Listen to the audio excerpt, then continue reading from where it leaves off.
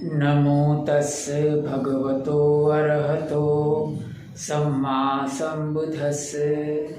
साधु साधु साधु। पिछले कुछ समय से हम धम्मपद की गाथाओं और कथाओं के ऊपर श्रृंखलाबद्ध धम्म देशना सुन रहे हैं। आज हम जिस गाथा के ऊपर धम्म देशना सुनने वाले हैं वो धम्मपद के सहस्त्र भग की 11 नंबर की गाथा है। ओवरऑल देखा जाए तो 110 नंबर की गाथा है।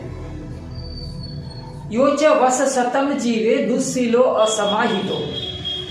योच वस शतम जीवे दुस्सीलो असमाहितो एकाहम जीवितम सेयो शीलवंतस्स जाइनो शीलवंतस्स जाइनो। 100 साल दुस्सील बनकर जीने से अच्छा है कि एक ही दिन जिए लेकिन शीलवान होकर जिए। यानी शीलवान का एक दिन का जीवन बेहतर होता है बजाय 100 साल का दुस्सील भरा जीवन से। ये धम्म देशना भगवान बुद्ध ने कुछ चोर लुटेरे और एक श्रामणेर के बीच की घटना को लेकर बताया था। कुछ लोग भगवान बुद्ध के पास प्रवर्जित होते हैं, फिर श्रावस्ती से दूर जंगल में साधना करने के लिए चले जाते हैं। 30 जितने वे भिक्षु थे और उनके साथ एक संकीच करके एक श्रामणेर भी था। उतने में होता यह है कि कुछ चोर लुटेरे उधर आ जाते हैं और उनके पास ये डिमांड करते हैं कि आप में से किसी एक भिक्षु हमारे साथ चले, हमको हमारी देवी को नर बलि देना है। इससे पहले भी हमने 1-2 धम्म देशना में यज्ञ में नर बलि की बात कहा था, तो आज इसी घटना के ऊपर ये धम्म देशना है। ऐसी ही तो वो चोर लुटेरे थे, वो अपनी किसी देवी को नर बलि देना चाहते थे। तो उन्होंने ये भिक्षुओं को कहा कि आप में से कोई एक हमारे साथ चले। सारे भिक्षु डर रहे थे, भयभीत थे, क्योंकि चोर लुटेरे होते हैं, उनमें कोई करुणा नहीं होती। तो उन सब में से एक व्यक्ति तैयार हो जाता है जिसका नाम संकीच था। संकीच वो श्रामणेर था और कम उम्र का था। हालांकि सारिपुत्त की तरफ से उसको ये कहा भी गया था। तो संकीच श्रामणेर उन चोर लुटेरों के साथ चले जाते हैं अपने आप को बलिदान देने के लिए।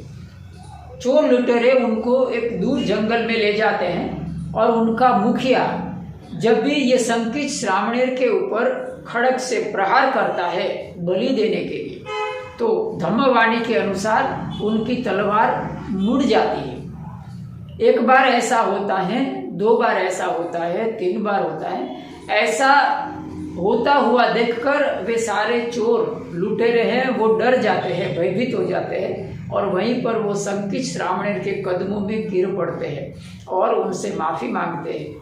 क्यों? क्योंकि वो जो संकीच श्रामणेर था वो अरहंत था। गतद्विनो विशोकस विपमुद्दस सबदि सब गंथपहीणस परिलाहो न विजति परिलाहो न भी। जिसकी सारी ग्रंथियां खत्म हो गई है उसको कोई संताप नहीं होता है। ऐसा संकीच छोटी उम्र में ही वो अरहंत पद की प्राप्ति किया था उसने, वो श्रामणेर था। फिर वो सारे चोरों को लेकर जब भी वो विहार में पहुंचता है, सारे चोर गण है वो भगवान बुद्ध के संग में प्रवेश कर लेते हैं और प्रवज्ञा ग्रहण कर लेते हैं। तो इस घटना को लेकर भगवान बुद्ध इन गाथा के ऊपर धम्म देशना देते हैं, क्योंकि जो चोर थे वो दूसरों की तो जान लेना चाहते थे, चाहे किसी भी माध्यम से। उनका माध्यम क्या था कि देवी को खुश कर दे और हमारा जीवन बड़ा हो जाए, दूसरे का जीवन छोटा कर देते हैं। तो भगवान बुद्ध ने इसी बात के ऊपर प्रकाश डाला कि चोर अपना जीवन बड़ा करना चाहते थे लेकिन वो दुष्शील थे। किसी की हत्या करना, पाणाति पाता वेरमणि, यानी किसी की हत्या करना दुष्शीलता है। तो भगवान कहते हैं कि वो दूसरे की हत्या करके दुष्शील बनते हैं और अपना जीवन बड़ा करना चाहते हैं। दूसरी तरफ संकीच श्रामणेर था, उसने स्वैच्छिक रूप से अपना बलिदान देने के लिए वो तैयार हो गया। मानी वो अरहंत था, शीलवान था, तो भगवान इसी को नजर समक्ष रख के ये धम्मदेशना दिया कि योच वस शतम जीवे, चाहे मानी 100 साल जीने से अच्छा है कि एक ही दिन जिए, मगर शीलवान होकर जिए, परिशुद्ध शील लेकर जिए। तो आज इतना ही। सबका मंगल हो, सबका मंगल, सबका साधु साधु साधु।